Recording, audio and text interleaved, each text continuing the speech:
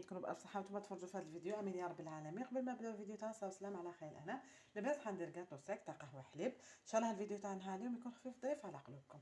عندي 4 حبيبات بيض في وقفه وانتم حضرتوه.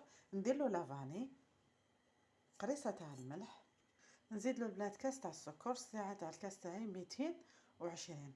نخفقهم خياتي بالباطو باش ما نزعجكمش بالحس حتى يوليني الخليط تاعي بيض. بعد ما خفقتها كما راكم تشوفوا ولات لي بيض، نضيف لها البنات الزيت ونكمل الخفق بشويه. كاس تاع الزيت، 2 ملاعق كبار تاع كاكاو يكونوا نوعيه جيده معمرين مليح، يكون ريحه بريحه شوكولا.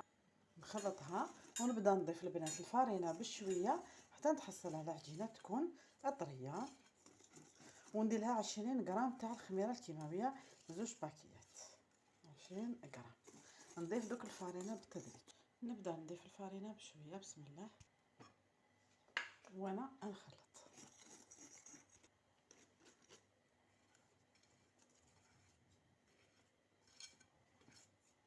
نزيد 20 غرام تاع لا ليفور شيميك خميره كيماويه. نكمل نزيد الفارينه مازالها محتاجه حتى تحصلوا على عجينه طريه كيما تاع لي صابلي.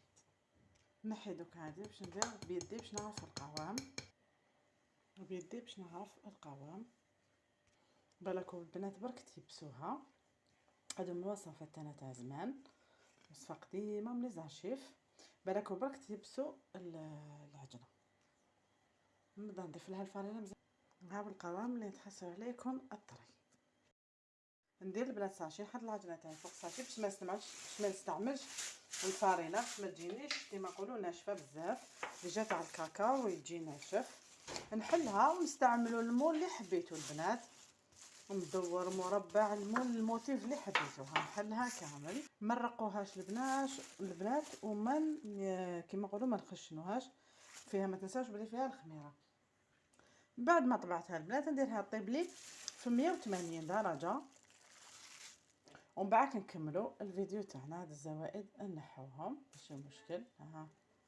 هاي لك البنات.